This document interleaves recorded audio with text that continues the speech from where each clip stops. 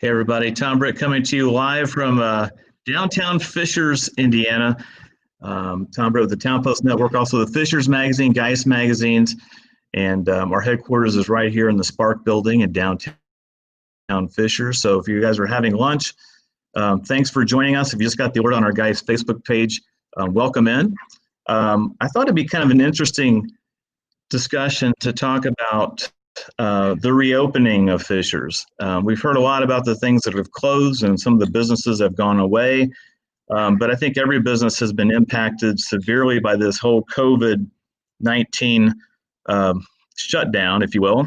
And as businesses start to reopen, I wanted to have some conversation with some local business owners as to how it's affected them, what happened in the last 10 or 12 weeks, and kind of what their outlook is going forward. So without further ado, we're going to get into some of our guests.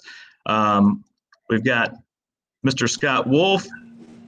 Scott Wolf is the owner of the Wolfies Empire, I call it. You've got Wolfies at Geist, you've got Wolfies Grill, Wolfies at Morse, you've got a bourbon bar, you've got everything else. But that's Mr. Scott Wolf right there. We're also going to be talking with the folks from Ohana Donuts and Ice Cream, which is a brand new establishment that just opened up in February of this year. And we've got with us Matt Proctor and Nate Haugh, the owner and the manager of that restaurant. We're going to talk to us about what their experiences have been. And also we've got with us Mr. Clay Robinson with Sun King. So Sun King obviously has been impacted on 3 or 4 different levels with the shutdown of COVID. So I wanted to kind of start out this morning or this afternoon, I should say, with Clay Robinson at Sun King, because I think of all the businesses that have been impacted, the ones that had a retail establishment. So you got Sun King Tap Room.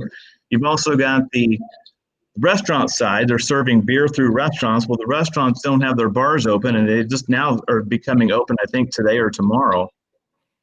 I can't think of anybody who's probably been more impacted by this. And Clay, I think my question to you is, back in March when you heard the NCAA tournament was being canceled, do you know where you were and what you thought that time when you heard about that?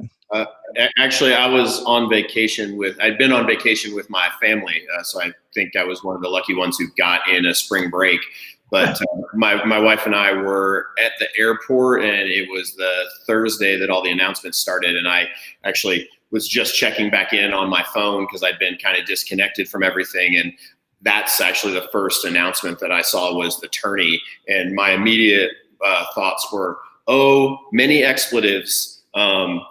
This is serious. So I actually called my business partner and I was like, they just canceled sports. And if they just canceled sports, then I don't know what's going on in the world. So we're going to be strapped in for a wild ride. So I was lucky to get back home right before it all started and really just dive in. And every day for the last 3 months has been what's new? How do we do? What do we do? How do we react? How can we move forward? And how do we survive this thing?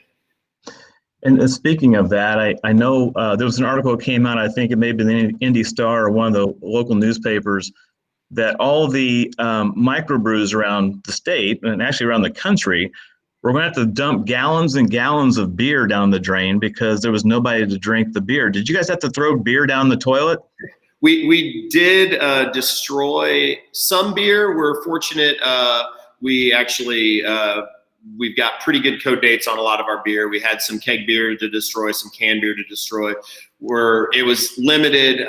There's still a little as it rolls through that kind of because sales to bars and restaurants have been non-existent, and we pivoted to just cans right away for grocery stores and liquor stores. But we have our distillery at Sun King Spirits in Carmel, so we were actually able to move a lot of the beer that would have been dumped and push through our distillery and steal all the alcohol out to make hand sanitizer.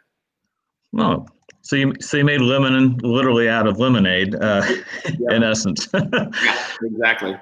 That's amazing. Well, let's get Scott Wolf in, because Scott, I know Wolfies restaurants, and you've got that bourbon bar over there in Carmel. It's been a long road for you as well. Let me see if I can get him in. Here we go. Oh, and we'll hide Clay. So it's just gonna be me and you, Scott. That's what happens when one guy is running production, and that one guy is me. But anyway, where were you at when you heard the NCAA tournament? Because to me, that was like the shot that just woke me up. I was like, what are you talking about? They're going to cancel the NCAA tournament. Where were you at when that happened? And what was your initial reaction when you heard this COVID-19 shutdown was going to happen? I'll tell you what, it was a shock. We, it was one of those things that when that got shut down, it was a retool. It's like, what do we do now? Are we going to even be able to open up, carry out? How's it going to work? And they said, all right, we can do carry out. But yeah, just that whole thing, the Big Ten and all that, and how that was going to impact. And my first thought was, the people downtown. I'm out, in Hamilton County. I'm thinking downtown, that's what they bank on. That's their cash flow. They bank on those kind of events. And boy, I'll tell you what, I felt sorry that that was major downtown and those things going on. So I knew they were going to be the first line to get hit. And you had to shift to carry out only. What happened to all your staff? All the kitchen staff and all the waiters and waitresses? I mean, what happened to them? Do you have to let a lot of people go? I mean, what happened to your staffing? Tom, we actually kind of worked on it. What we did is we didn't furlough anybody. So as many people as we could keep on, we kept on. And what we did was, the majors, we didn't furlough any majors this whole time. As far as the staff, if they were painters, we used them to paint walls, and we got clean. We used as many people to take advantage of this time to go, all right, it's a downtime. Let's get our restaurants remodeled. Let's get the places clean. And also, let's get set up for this carryout, because carryout is not our gift. That's not our forte. And we've changed roads on that. We're finally at the point that we got that down. But that was a whole change, just learn how to do carryout, because that's not, that's probably 5%, but it turned into 100% of our sales. And so it became a challenge. But, I have a great team, and everybody stuck together. And so we got the places remodeled. We got them all clean, and we're able to pretty much keep staff full time. So those That's awesome. Didn't feel comfortable, we understood that, they furlough, they go on unemployment, but majority we were blessed to be able to keep them on. So yeah, that's amazing that you were able to do that. Well, it was a hit, trust me. I was going to say you had a lot of happy employees, I'm sure. And I also want to bring in the folks from Ohana, because Ohana Donuts and Ice Cream, they're at 116th and Brook School Road. If you guys are unfamiliar with where they are, they're brand new to town. You just opened in February, and you get into March, and literally you're open for a month, and you get your doors shut down because of COVID-19. So we'll start with, Nate, who's on the right of your screen, the owner there. First of all, what's Ohana mean, so people know what Ohana, where that word comes from? I've never heard of a dog named Ohana. I've never heard of anybody named Ohana. Where did that name come from? So it means family in Hawaiian. Okay. And so the Hawaiian culture is just something that my family has grown to love, and just kind of fit for what we were doing here. And so when you heard that this COVID-19 shutdown was happening, and you saw the orders from the governor come out that you can't basically have anybody inside your place, it's carry out only. What was your first reaction when that happened? Because you've only been open like 6 weeks. It was really about 3 or 4 weeks. Okay. So my first thought was, well, my dream is going to come to a pretty quick end. But thankfully, being so small and so new, that we were able to adapt on the fly and really just kind of change our business model. So the panic for about the first 2 weeks, there was some panic, but after we got a little bit of momentum going through the carry out and the online ordering, that really eased my pain. Right, because your location, you're right there next to that Brook School Park. So as the weather warmed up as well, and we got later into late April and then early into May, I would assume that your foot traffic probably picked up like it normally would. You just couldn't have people maybe sitting inside eating ice cream and drinking coffee and stuff, right? Correct. I think it's tough because because we're so brand new, we don't really know what success looks like. We don't know if what we've had coming through the door is what we can normally expect. Whether it's been more because people have been away from work, so they're coming in and trying to find something different to do. Or, maybe next year we're going to see that we actually, weren't doing that well at all during this period. So it's just been it's almost been a baptism of fire of coming in and, trying to run a small business and obviously being hit with this, in addition to the challenges that you have as a small business. It's definitely been an interesting few months for sure.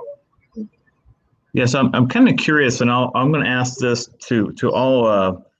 Let me see if I can get all three of you guys in here, all three different guests in here at the same time. I'm kind of curious is if any of you, what kind of support you got? I mean, did you guys get the PPP loans? Did you get SBA loans? Is there anything you did kind of short term that's really helped you through the last 12 weeks? And if so, what was it? I'll start with Clay.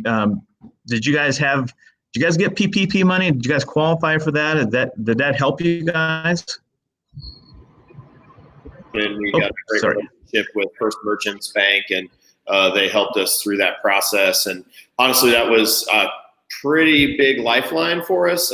We had, we have 4 locations, so we have a lot of rent, but we also, we have 45, 50 full-time employees, 100 and some part-time employees. So, and with the shutdown, we do sell beer through cans and bars or liquor stores, but without draft sales and taproom sales, we lost 60% of our revenue overnight. So the PPP loan was a huge lifeline for us.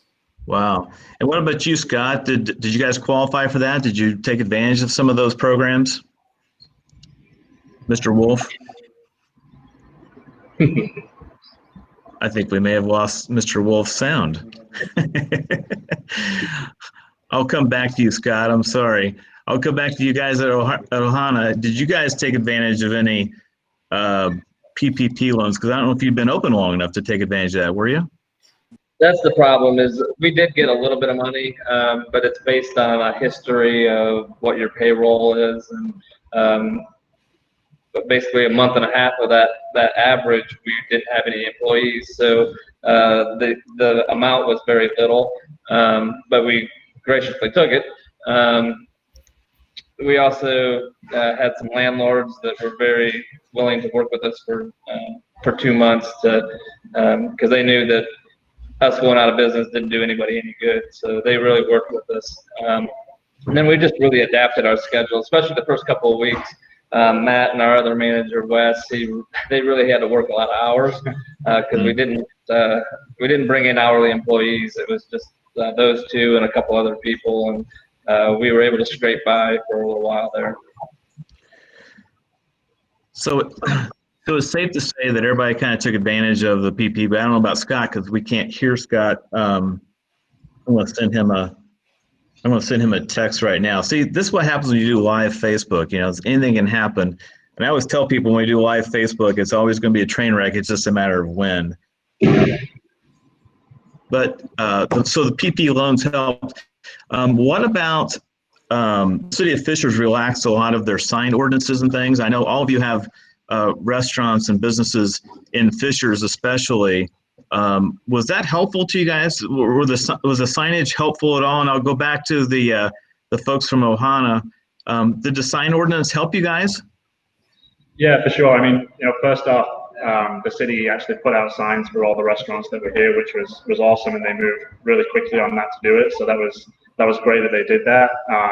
We also moved pretty quickly and designed some, the signs we put in the ground, just to make people aware more as they're coming past where we are. We've got quite a lot of traffic that comes down 116th Street here, so just adding to that, just being able, placing banners on the front of the business and just doing the most we can to gain the most exposure as possible. So, it definitely helped. We feel like it helped just, seeing an increase in traffic kind of as those things came into effect. So yeah.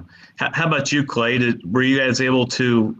Did signage help you guys at all? I don't know if that would help Sun King or not. It helped a little bit. I mean, we added some banners. We opened a new spot at 116th Street in the Yard, and we opened in February. So we kind of had a brand new spot and a big splash for a month, and then the rug got pulled out from under us. So we were fortunate to have a really good following of engaged fan base that loves our beer, and a lot of folks who were used to coming and picking up to-go beer, and a lot of people had been really excited about the yard and social media presence that's fairly engaging. So, we pivoted to go only, and it basically helped pay the salaries of the managers who were running the locations and kind of keeping things afloat.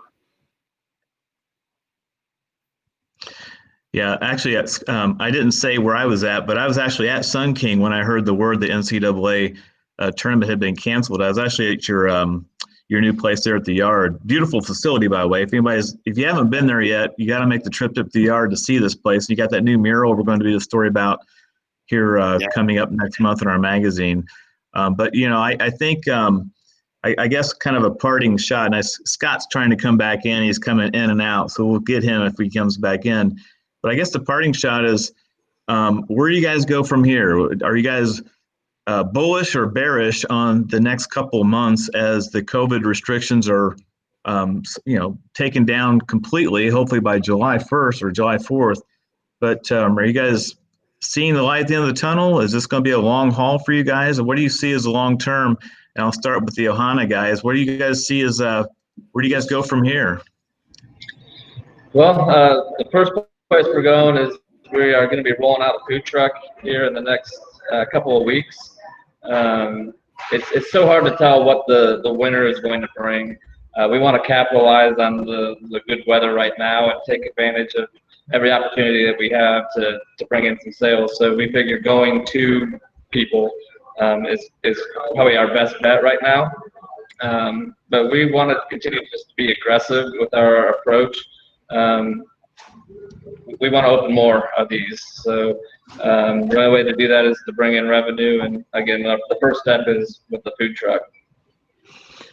That's interesting. So was that already on the schedule, or is that something that just came about because of COVID-19? I would say it was in the thought process, but we definitely fast forwarded that just because of we see that we weren't getting the foot traffic, and that going to the people was probably the best bet. That's awesome. How about you, Clay? You feeling optimistic? You feeling good about the next few months, or it's going to be more of the same for you guys? I think so. I mean, it's been being able to have people back in our tap rooms is huge for us. Bars and restaurants reopening is also huge for us as a producer. Our tap rooms are there. Not only they're there for people to come in and enjoy Sun King, but they're also, part of it is for the people to fall in love with Sun King, so that when they go to other bars or restaurants, that they will remember us and order us, and we won't just be another beer. So, that combination of those two things, I think, are positive. People really seem to want to get out and are starting to figure out how to navigate it. We have a focus still on our to-go program because there are people who aren't comfortable going out. So if you're not comfortable going out, we can still deliver directly to your trunk with curbside.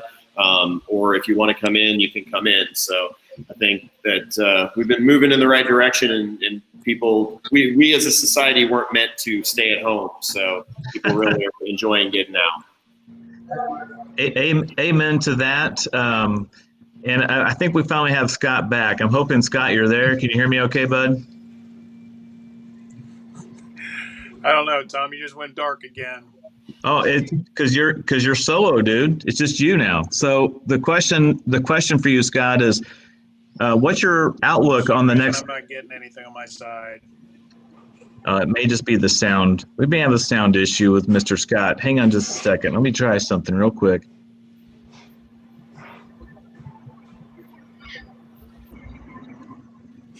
Okay, Scott, can you hear me at all now? I can now, yes. Okay, so Scott, the question, hey, technology works some of the time. So, Scott from Wolfies Empire, what's your outlook on the next few months? You were offline trying to get back in when I asked the question, but are you bullish on the next few months? You think it's going to be a great summer, or are you cautiously optimistic? And what's your temperature right now on this COVID thing going forward? I'll tell you what, if the plan stays the way it is, and we are able to within 4th of July to get full speed ahead, I'm looking positive. I'll be honest with you, with a 50% capacity right now, we're hitting about 90% volume. which is fantastic, and that's due to a lot of carry-out curbside service. But it's also being 50%. We're able to utilize that. So I see if we go full open, I'm excited about this summer. Weather helps us a lot with 2 lakefront properties. So if it's great weather, we'll be positive. But I think people are itching to get out, and heard a minute ago, some people aren't going to be comfortable with that. So we understand that, and we're going to have curbside. We'll have that available, but we also want you to come in. I don't know if you can hear, but the dishes are clanging and all that. That's a We can great hear sign here at Wolfies to hear that noise and hear that food being called out. So I'm optimistic it's going to be good, and I think we're going to get through this, is my opinion. Well, that's great. Well, I got all 4 of us on the screen now, so modern technology can work sometimes. But I just wanted to take a minute to thank you guys for making it through this, being a restaurateur, being in the brewery business and having tap rooms, having, custom donuts and serving food in multiple locations like Scott does with Wolfies. I admire your tenacity, and I admire you guys getting it through the last 3 months, and can't do nothing but wish you the best in the next few months. I hope everybody comes out in droves and your carry-out business is like 20 times what it ever was, and your table traffic comes back 100% too. I'd love to see that. But I just want to thank you all for joining me. Again, if you guys want to patronize these restaurants, Sun King, we've got the Wolfies Empire, I call it, the Wolfies at Geist, Wolfies Grill, Wolfies on Morse, all the Wolfies Enterprises, and Ohana Donuts and Ice Cream. Thank you guys all for coming out today, and can't wish you nothing but the best. Thanks, Tom. Thank you.